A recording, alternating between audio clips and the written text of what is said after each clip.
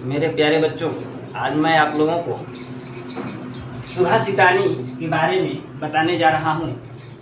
सुभाषित का अर्थ होता है अच्छी बात, अच्छी बोली, जिससे कि लोगों का मन जो है वो प्रसन्न हो। तो इसको देख लेते हैं। सु प्लस भाषित। सु मीन्स होता है सुंदर और भाषित मीन्स बोली, वचन। यानी कि जब हम सुंदर वचन बोलेंगे तो जितने भी हैं वो प्रसन्न रहेंगे, खुश रहेंगे। तो सुंदर वचन को बोलने के लिए सुभाषित शब्दों को बोलने के लिए हमारे पूर्वजों ने कुछ सुभाषितानी नाम से शब्दों का, वाक्यों का निर्माण किया है, जिसको कि हम अपने जीवन में ला करके और अपने जीवन को सुंदर बना सकते हैं। सुभाषितानी में महापुरुषों के अनुभवों को प्रकट किया गया है। सुभाषितानी में महापुरुषों के अपने अनुभवों को प्रकट किया गया है। और सुभाषित का अर्थ सुंदर वचन या बोली या कथन होता है। यह सु तथा भाषित दो शब्दों के योग से बनता है। यह सु तथा भाषित दो शब्दों के योग से बनता है। और सु का अर्थ सुंदर तथा भाषित का अर्थ बोलना या कहना होता है। मानव जीवन जो है वो अज्ञानता से परिपूर्ण है। मानव का जो जीवन है वो केवल अज्ञानता है। उसको अज्ञानता को दूर करने के लिए हम लोग अपने पूर्वजों द्वारा कहे गए वचनों का पालन करना चाहिए। और इसलिए सुंदर वचनों द्वारा व्यक्तियों को जीवन की सच्चाई को समझने की प्रेरणा दी गई है। यानी कि उनके जीवन को सच्चाई की प्रेरणा मिलती है। यह जीवन में पालन करने योग्य है। यह जो है अपने जीवन में पालन करने योग्य है।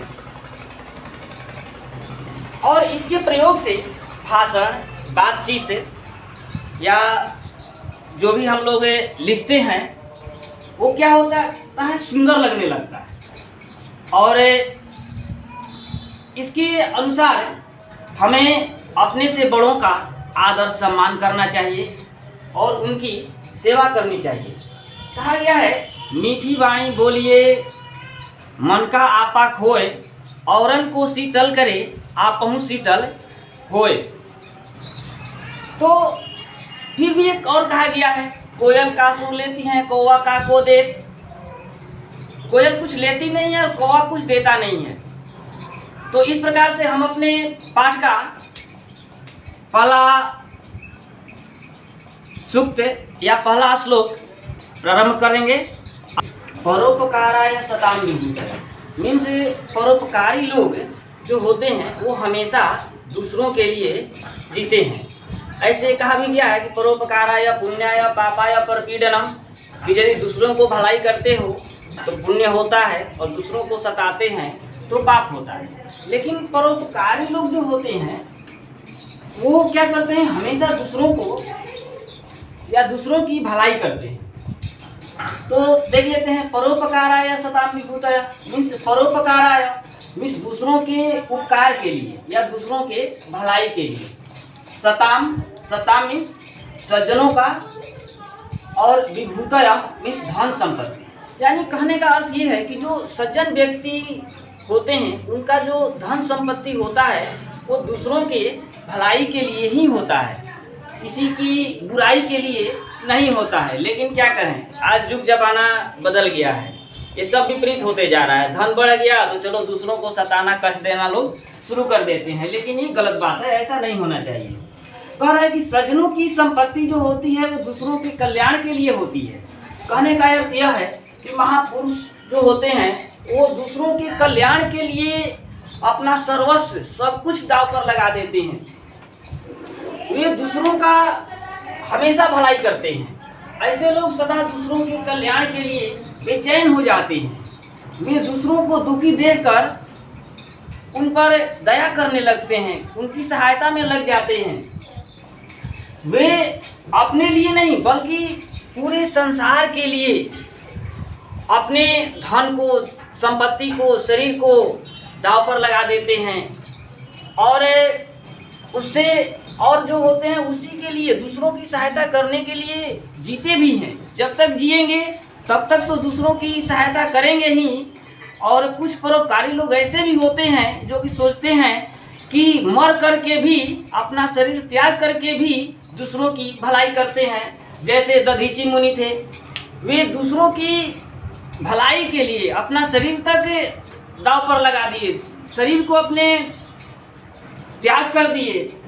और इस प्रकार से परोपकाराय सताम विभूतयः, परोपकारी लोग जो होते हैं वे हमेशा दूसरों के भलाई के लिए ही जीवित रहते हैं और वे हमेशा दूसरों की भलाई करते हैं और समय पड़ने पर अपने शरीर को भी त्याग देते हैं। इसके बाद दूसरा देखेंगे, उदार चरिता नाम वसुधैव कुटुम्बकम्। मीन्स उदार चरित्र वाले जो लोग होते हैं, जो अच्छे विचार वाले लोग जो होते हैं, उनका पूरा परिवार जो है वो पूरा विश्व है, यानी कि पूरा विश्व ही उनका परिवार है। तो क्या करें, उदार चरिता नाम तो वसुधैव कुटुम्बकम्, उदार चरित्र वालों के लिए पूरा संसार ही अपना परिवार है। इसका भावार्थ देख लेंगे कि उदार चरिता नाम मीन्स ऊंचे विचार वाले लोगों का, कुटुम्बकम् मीन्स परिवार जैसा। और यदि इसको देखें तो वसुधैव मीन्स पृथ्वी पर। तो इस प्रकार जितने भी पृथ्वी पर रहने वाले लोग हैं वे सभी उदार चरित्र वाले जो लोग होते हैं उनका वे भलाई करना चाहते हैं। यानी कि जो उदार चरित्र होते हैं, जो ऊंचे विचार वाले लोग होते हैं, वो पूरा विश्व को ही अपना परिवार जैसा मानते हैं। देख लेंगे, ऊंचे विचार वालों के लिए संसार ही अपने परिवार जैसा होता है। ऊंचे विचार वालों के लिए संसार ही अपने परिवार जैसा होता है। तात्पर्य यह है कि महापुरुष किसी के साथ कोई भेदभाव नहीं करते हैं। महापुरुष जो होते हैं वो किसी के साथ कोई भेदभाव नहीं करते हैं। महापुरुष जो होते हैं वे किसी के साथ अपना भेदभाव नहीं करते हैं। ये अपना और पराया समझते ही नहीं है कि ये मेरा है या यह तुम्हारा है। ऐसा सोच जो है वो नीच विचार वाले लोगों का होता है, यह हमारा है और यह है तुम्हारा है। लेकिन आज के युग में तो ये जरूरी हो गया है कि ये मेरा है और ये आपका है, नहीं तो तुरंत क्या होगा, मार झगड़ा सब हो जाएगा। तो इस प्रकार से यह अपना है, यह तुम्हारा है, ऐसा विचार जो उच्च विचार वाले लोग होते हैं वे नहीं करते। लेकिन निम्न विचार वाले लोग जो हैं वो सोचते हैं कि ये हमारा है, वह तुम्हारा है। और उदार चरित्र विचार वाले संपूर्ण संसार के कल्याण के लिए बेचैन रहते हैं। जो उदार चरित्र वाले लोग होते हैं वे पूरे विश्व की सुख शांति के लिए बेचैन रहते हैं। तो जो निम्न विचार वाले लोग होते हैं वे पूरे विश्व को परेशान करने के लिए बेचैन रहते हैं कि हम क्या करें कि पूरा विश्व परेशान हो जाए। जस्ट लाइक अभी चाइना को देख रहे हैं हम लोग, एक अकेला शख्स पूरा विश्व को परेशान करके रख दिया है। जबकि उदार विचार वाले लोग क्या सोचते हैं कि पूरा विश्व का हम रक्षा करें। एक सोचता है कि हम पूरा विश्व का रक्षा करें और दूसरा चाहता है कि हम पूरे विश्व को उखाड़ फेंकें। तो कह रहे हैं कि संपूर्ण संसार के कल्याण के लिए बेचैन रहते हैं। उनका उद्देश्य मानव जाति का कल्याण होता है। वो जो उच्च विचार वाले लोग होते हैं वो क्या सोचते हैं कि जितने भी मानव जाति हों उनका कल्याण हो, इसलिए वे सबको अपने बंधु भाई और बंधु जैसा मानते हैं। यानी कि कहने का अर्थ है कि उच्च विचार वाले लोग जो होते हैं वे सबको अपना ही परिवार मानते हैं और सबकी संपत्ति को वे अपना संपत्ति मानते हैं। और जो नीच विचार वाले लोग होते हैं वे अपना और पराया करते हैं। इस प्रकार से अगला हम लोग तीसरा देखेंगे, विद्यार्थी न कुतो विद्या विद्यार्थी न है कुतो सुखम। कह रहा है कि सुखार्थी न कुतो विद्या विद्यार्थी न कुतो सुखम, यानी कि सुख चाहने वाले को विद्या कहाँ से और विद्या चाहने वाले को सुख कहाँ से प्राप्त होगा। तो कह रहे कि सुखार्थी न कुतो विद्या विद्यार्थी न कुतो सुखम, यानी कि सुख चाहने वाले को विद्या कहाँ तथा विद्या चाहने वाले को सुख कहाँ मिलता है। जो सुख चाहता है उसे विद्या प्राप्त नहीं हो सकती, क्योंकि विद्या की प्राप्ति के लिए दिन रात परिश्रम करना पड़ता है। जो विद्या प्राप्त करना चाहता है उसे सुख कहाँ, क्योंकि उसे दिन रात विद्या प्राप्त करने का धूम सवार रहता है। विद्यार्थी का जीवन एक तपस्या है। केवल सुख चाहने वाला विद्यार्थी नहीं हो सकता, क्योंकि विद्या ग्रहण करने में बहुत कष्ट उठाना पड़ता है। जितना हम कष्ट सह करके विद्या को प्राप्त करेंगे उतना ही हमारा भविष्य जो है वो उज्जवल बनेगा।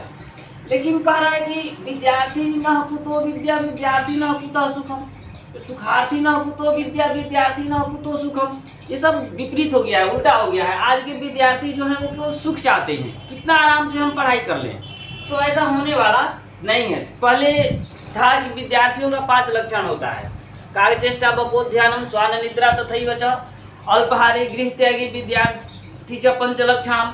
लेकिन अब क्या हुआ, ये धीरे धीरे बदलते गया। अब क्या हो गया, अब तो एक सिस्टम पूरा लुप्त होते जा रहा है। क्या है कि ठास भोजन चाप निद्रा सिनेमा च दिने दिने गृह त्यागी व्यभिचारी विद्यार्थी च 5 लक्षण।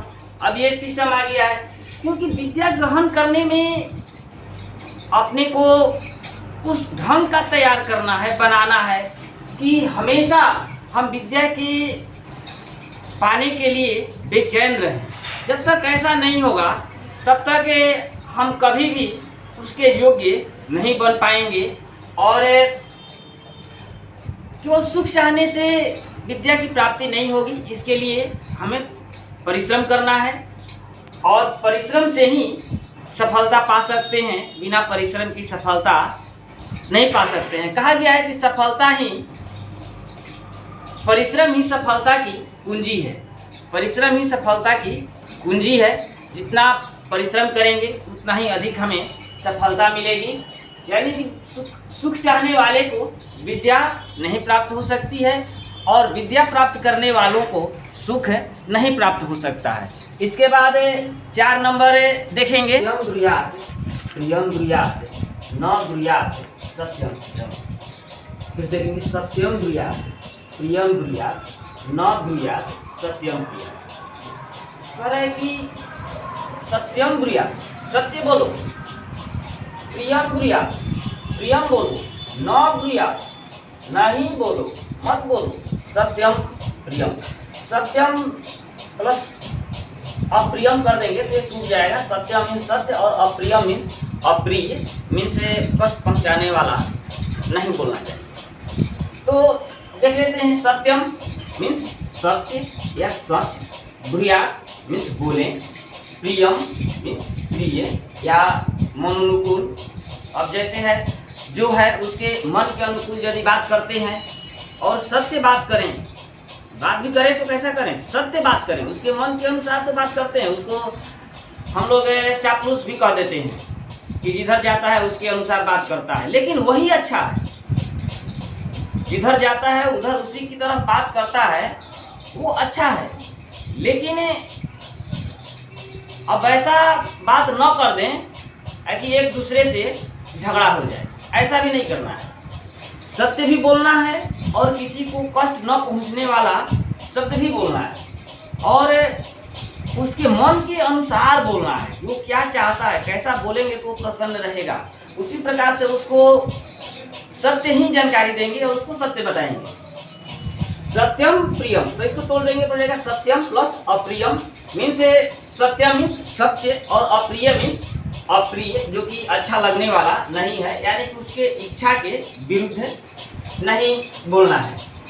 इसका भावार्थ हम लोग करें तो इस प्रकार कर सकते हैं, सत्य बोलें लेकिन प्रिय बोलें। सत्य तो बोलें लेकिन कैसा बोलें, प्रिय बोलें। सत्य बोलें, प्रिय बोलें, लेकिन अप्रिय मत बोलें। और ऐसा भी सत्य नहीं बोलना है कि किसी को कष्ट हो।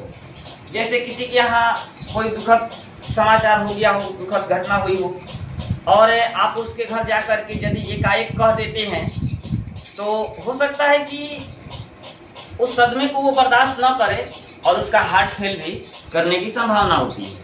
इसलिए सत्य तो बोलेंगे, लेकिन वैसा सत्य नहीं बोलेंगे जिससे कि अगला और दुखी हो जाए। तो सत्य तो बोलना ही है, लेकिन क्या करता है कि अप्रिय सत्य नहीं बोलना चाहिए।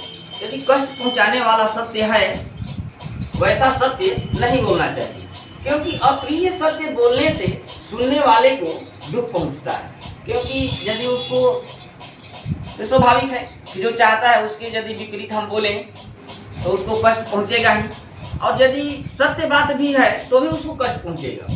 इसलिए वैसा नहीं बोलना चाहिए। समाज या लोग ऐसे लोगों को पसंद नहीं करते हैं जो सत्य तो बोलना है लेकिन ऐसा सत्य नहीं बोलेंगे जो कि सबको अच्छा नहीं लगे। इसलिए समाज जो है या समाज के लोग जो हैं वो उसको पसंद नहीं करते हैं। इसलिए सदा सत्य मीन्स सत्य कैसा, प्रिय सत्य ही बोलना चाहिए। सत्य को प्रिय वाणी से जोड़ना चाहिए, सत्य को प्रिय वाणी से जोड़ देना चाहिए। और सत्य तथा प्रिय दोनों में समझौता होना चाहिए कि सत्य भी बोलें और प्रिय भी बोलें। यदि दोनों एक साथ रहेगा तो हम कभी भी झूठ नहीं बोलेंगे। एक कहा गया है कि सत्य ही बोलना है, लेकिन अब ऐसा सत्य नहीं बोलना है आगे किसी का जान चली जाए। यदि कोई किसी को मारने के लिए, चोट पहुंचाने के लिए दौड़ रहा है, वो आकर के आपके यहाँ छिप गया तो आप से आकर के यदि पूछता है कि कोई आकर के आपके घर में छिपा है, यदि आप उसको बता दें कि हाँ छिपा है तो वो तुरंत उसको मार देगा, यानी कि उसको कष्ट पहुंचा देगा। यदि वहाँ पर थोड़ा सा झूठ का भी सहारा लेना पड़ता है, ऐसा नहीं है कि हमें झूठ नहीं बोलेंगे। यदि किसी का जान बचाना है उस समय हम झूठ का भी उपयोग करेंगे, लेकिन झूठ का उपयोग कब करेंगे, किसी को बचाने के लिए। ऐसा नहीं कि किसी को फंसाने के लिए झूठ का उपयोग नहीं करेंगे। इसके बाद हम लोग पांचवा देखते हैं, पत्तौ च विपत्तौ च महतान एक रूपता। मीन्स संपत्ति होने पर भी, यानी कि सुखी होने पर भी, और विपत्तौ च मीन्स विपत्ति आने पर भी महतान एक रूपता। महान लोग जो होते हैं वो एक जैसा होते हैं, एक समान होते हैं। तो संपत्तौ च विपत्तौ च महताम एक रूपता मीन्स सुख में और दुख में महान लोग जो होते हैं वे एक समान होते हैं। महान मीन्स बड़े होने का लक्षण है कि सुख और दुख दोनों में एक समान रहे, सुख में और दुख में दोनों में ही एक समान रहे। ऐसा नहीं है कि सुख आया तो सुख में हम घमंडी हो गए और दुख आया तो अपने को दीनहीन गरीब जैसा बना लिए। ऐसा नहीं है, ये जो है वो ऐसा नहीं होना चाहिए। सुख के समय में अहंकार नहीं होना चाहिए और विपत्ति के समय में कायरों जैसा दीनहीन गरीब ये ऐसा बर्ताव नहीं करना चाहिए।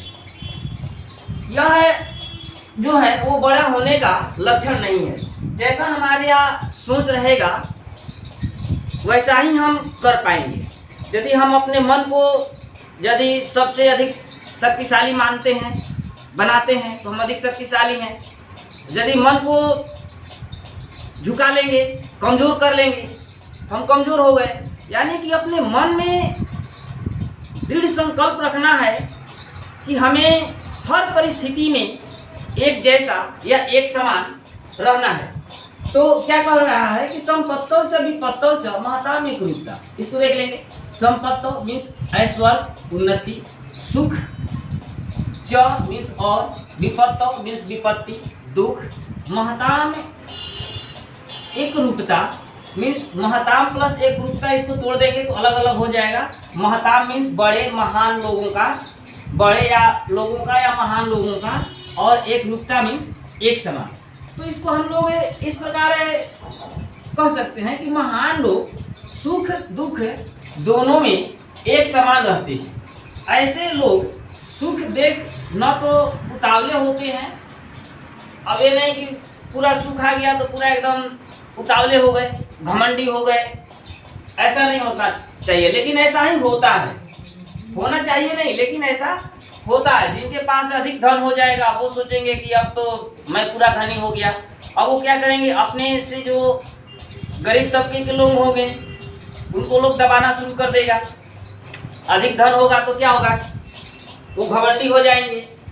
ऐसा नहीं होना चाहिए। और दुख के समय में दुखी होते हैं तो क्या करते हैं, ना उतावले होते हैं, और जब दुख आता है तो उसमें वे दुखी भी नहीं होते। जिस प्रकार हम लोग देखते हैं कि सूर्य जो है डूबते समय और निकलते समय दोनों समय में एक जैसा ही दिखाई देता है। दोनों समय में वो एक समान मीन्स अपनी लालिमा को प्रकट करता है। भी नहीं कहता है कि हम जा रहे हैं डूबने के लिए तो अपना लाली नहीं देंगे, लाली नहीं दिखाएंगे। उगते समय भी दिखाता है, डूबते समय भी दिखाता है। उसी प्रकार सज्जन लोग भी होते हैं, महान लोग भी होते हैं कि अपने तपते रहेंगे, कष्ट को सहते रहेंगे, लेकिन दुनिया के सामने वो नहीं अपने को दिखाएंगे कि हम अधिक धनी हैं या अधिक गरीब हैं। इसके बाद 6 नंबर, छठा नंबर देखते हैं। देशे पूज्यते राजा विद्वान सर्वत्र पूज्यते। मीन्स स्वदेशे मीन्स अपने देश में, तो विद्वान जो हैं वो सभी जगह पूजे जाते हैं, और राजा जो हैं वो अपने देश में ही पूजे जाते हैं। जैसे स्वदेशे पूज्यते राजा विद्वान सर्वत्र पूज्यते, यानी कि राजा जो हैं वो अपने देश में ही केवल पूजे जाते हैं और विद्वान सभी जगह पूजे जाते हैं।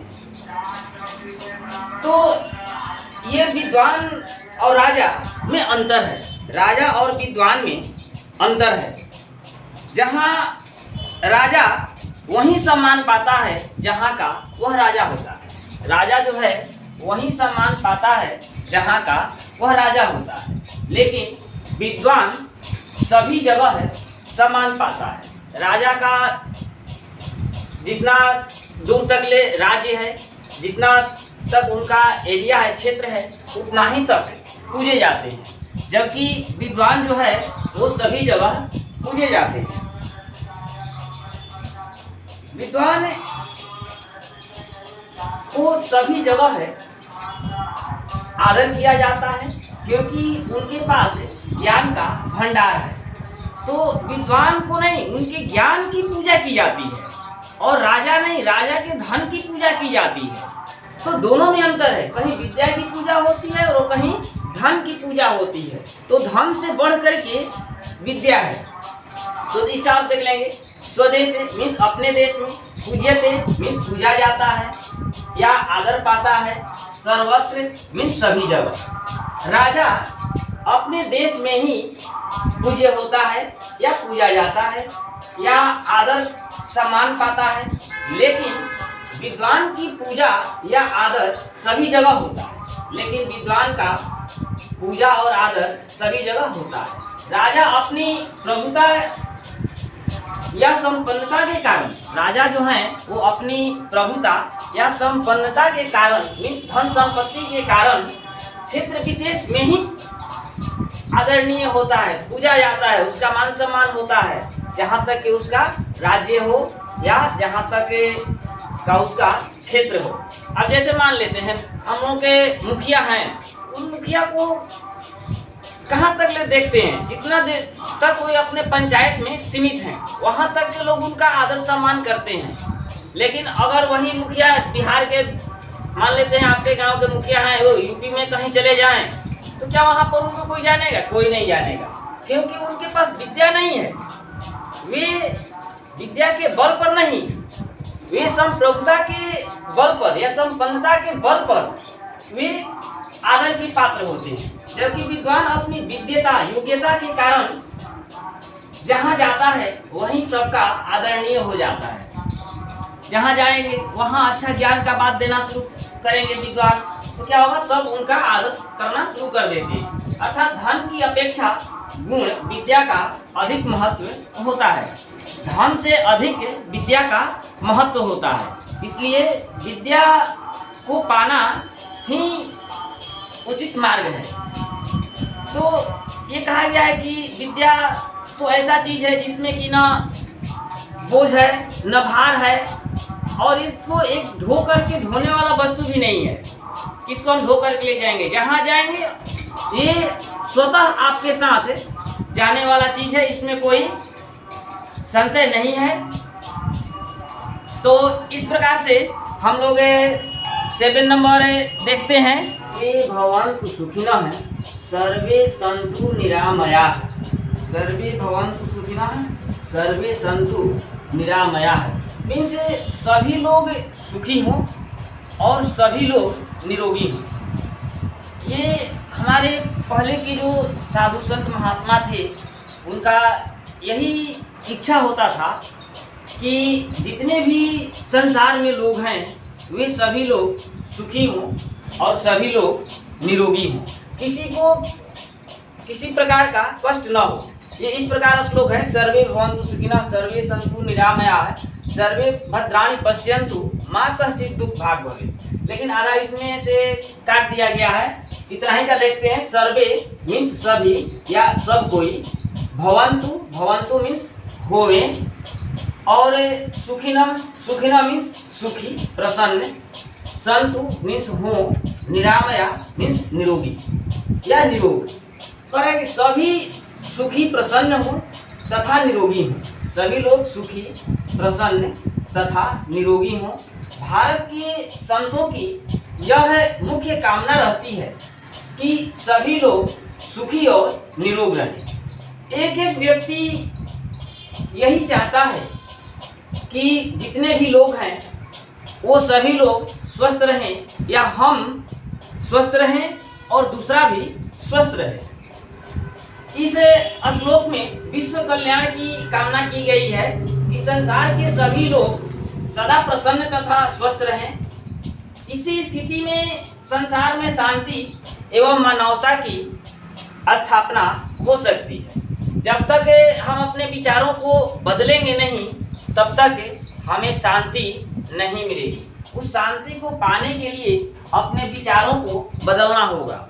यदि दूसरा सुखी होगा, स्वस्थ रहेगा, तो हम भी सुखी और स्वस्थ रहेंगे। लेकिन यदि अगला दुखी रहेगा तो हमें भी दुखी होना पड़ सकता है, या हम भी दुखी हो जाएंगे। इसलिए यदि एक एक लोग एक दूसरे को सुखी देखना चाहें तो पूरा विश्व जो है वो पूरा क्या हो जाएगा, सुखी संपन्न हो जाएगा और सभी लोग निरोग भी हो जाएंगे।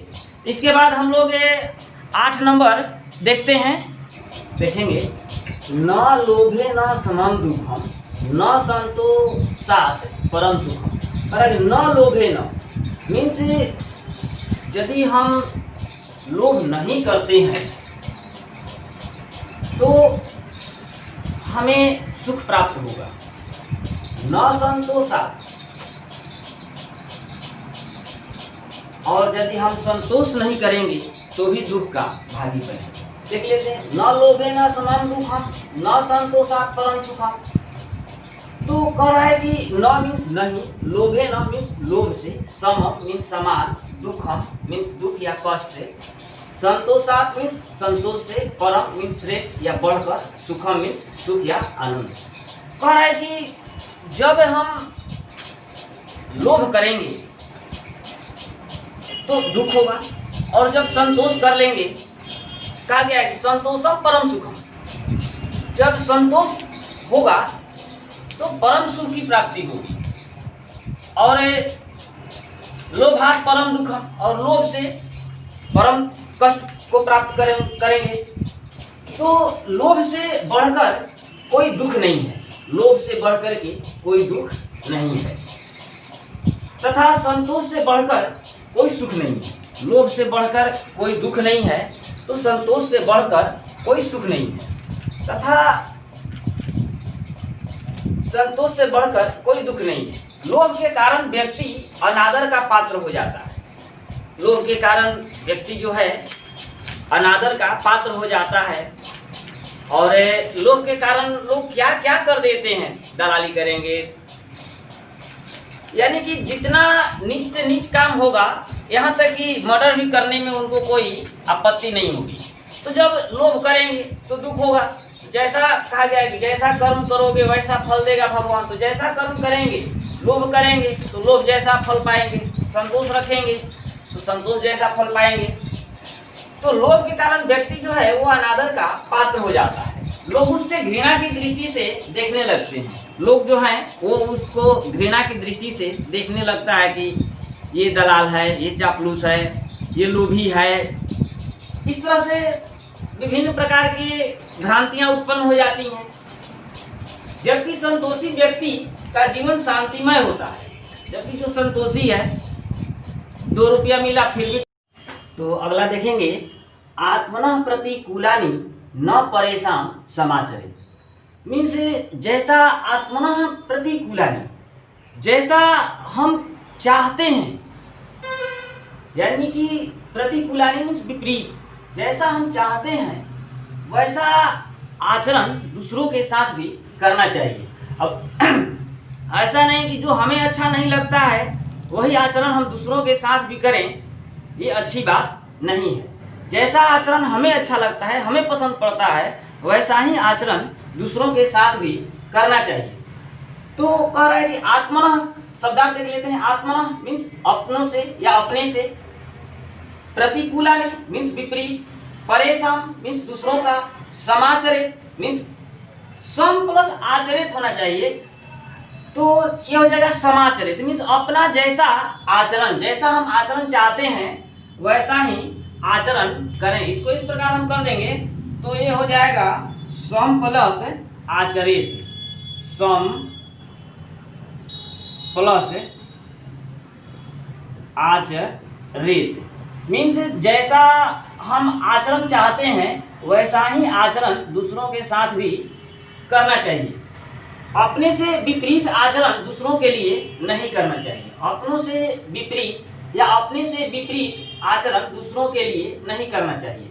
जैसा किसी से आप चाहते हैं वैसा ही आचरण या व्यवहार उसके साथ भी करना चाहिए, क्योंकि ऐसा व्यवहार करने पर आपके साथ साथ दूसरों को भी शांति मिलती है। जो बात हमें कष्टकारक लगे या हमें अच्छा नहीं लगे वैसी बातें दूसरों को भी नहीं बोलना चाहिए, क्योंकि दूसरों को भी वैसा ही कष्ट देने वाला लगेगा। और इसलिए हम ऐसी बात किसी के प्रति न करें जो उसे कष्ट दे, यानी कि जो हमें अच्छा लगता है।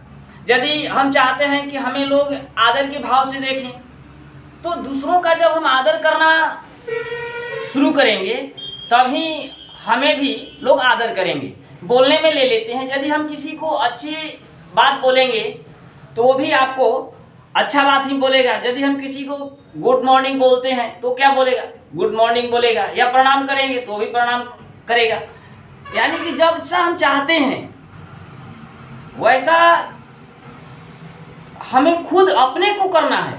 यदि हम वैसा नहीं करेंगे तो दूसरा नहीं करेगा।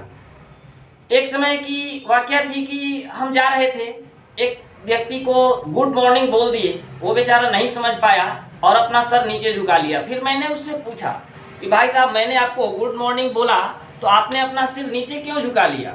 तो उसने हमें जवाब दिया कि हमें इसका अर्थ नहीं समझ में आया, इसलिए मैं सोचा कि आप क्या जाने क्या बोल रहे हैं, इसलिए मैं नीचे कर लिया। मैंने उसे बताया कि गुड मॉर्निंग का अर्थ होता है कि हम आपको प्रणाम कर रहे हैं। अगली बार से वो समझ गया और सही तो नहीं लेकिन टूटी फूटी भाषाओं में वो हमें गुड मॉर्निंग बोलना प्रारंभ कर दिया। इस तरह से यानी कि जैसा हम चाहते हैं वैसा बर्ताव दूसरों के साथ भी करेंगे तभी वो हमें भी उस तरह का व्यवहार करेगा। इसके बाद हम लोग 10 नंबर देखते हैं। भूक्षितः किम न करोति पापम। मीन्स भूखा व्यक्ति जो है वो अपने पेट को भरने के लिए कोई भी पाप कर्म करने के लिए तैयार हो जाता है। यानी कि उसको पाप कर्म करके या कोई भी काम करके अपना पेट जो है वो भरना अनिवार्य हो जाता है। किसी भी तरह से पेट भरना जरूरी है। भूखा व्यक्ति जो है वो विवश होता है कि भूख किस प्रकार से मिटाएं। जब तक भूख मिटेगा नहीं तब तक से वो बेचैन रहता है। वह नियम के विरुद्ध कोई भी कार्य करके अपना पेट भरने की सोचता है, चाहे उसके लिए कुछ भी करना पड़े।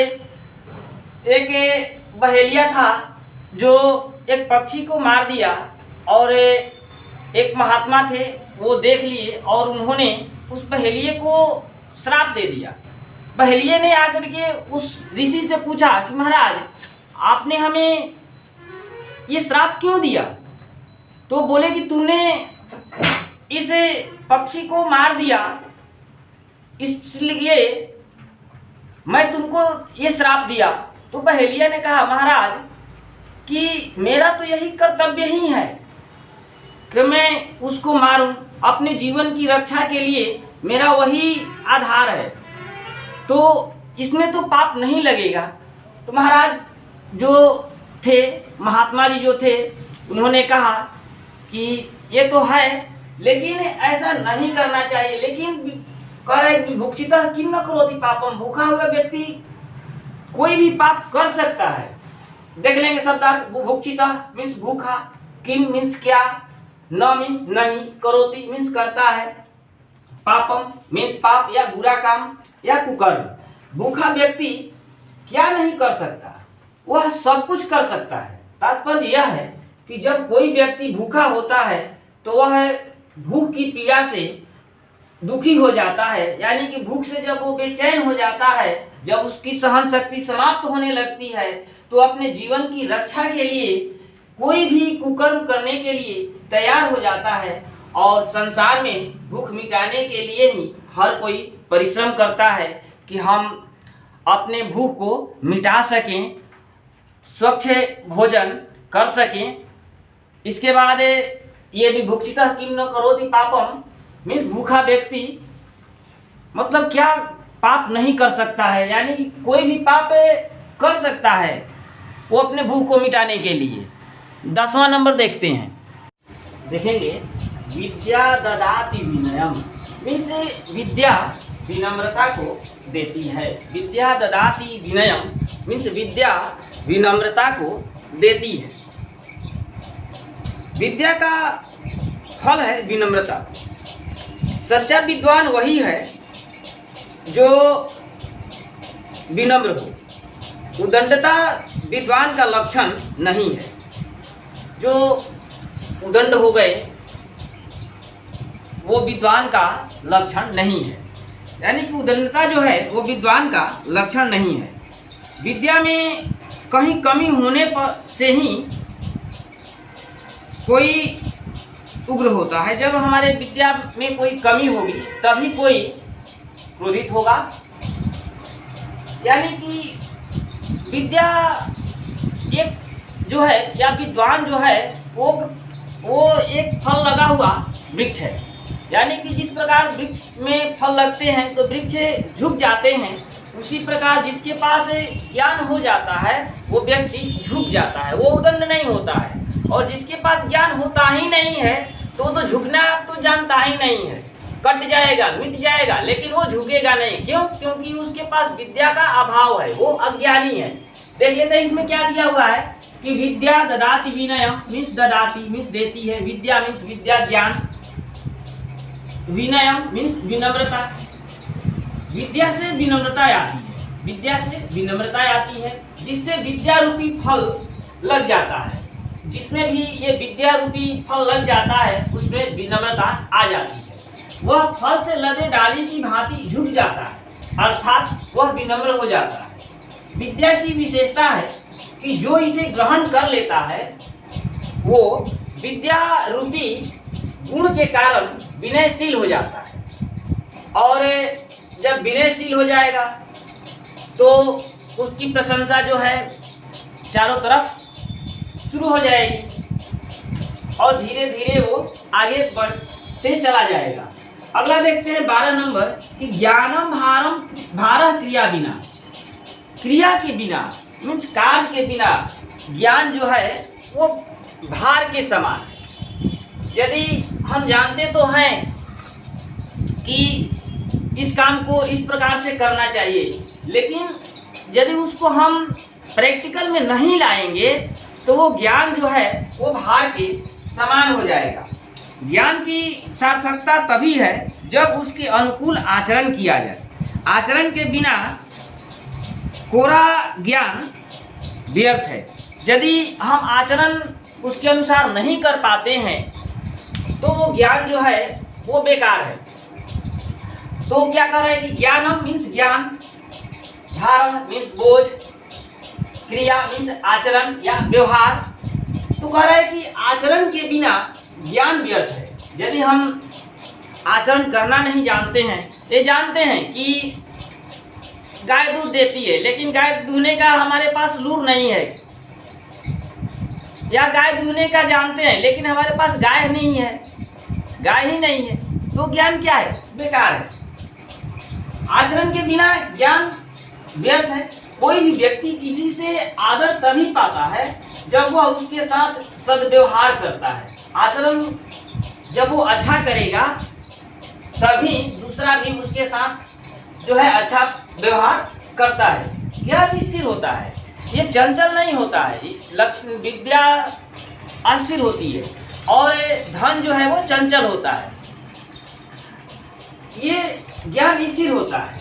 आचरण रूपी कसौटी पर ही ज्ञान की सच्चाई का पता चलता है। जब आपके ज्ञान को आचरण रूपी कसौटी पर यानी कि जब उसको प्रैक्टिकल में लाते हैं तो पता चलता है कि आपके पास कितना ज्ञान है और कितना ज्ञान नहीं है। आप उस कसौटी पर खरे उतरते हैं या नहीं उतरते हैं। यदि आप खरे उतरते हैं तो आप में विनम्रता हो जाएगी, आप झुक जाएंगे। तो इस प्रकार से हमारे सुधासितानी पाठ का 12वां जो श्लोक का अंश है वो समाप्त हुआ। इसको आप लोग अच्छे से देख करके, सुन करके, पढ़ करके अपने फेयर पर लिखेंगे। बाकी नगेंद्र सर सब लिख करके देंगे, उसे भी उतार लेंगे। इसको केवल सुनेंगे और सुन करके भी याद कर लेंगे और आप फेयर बना लेंगे। थैंक यू, धन्यवाद।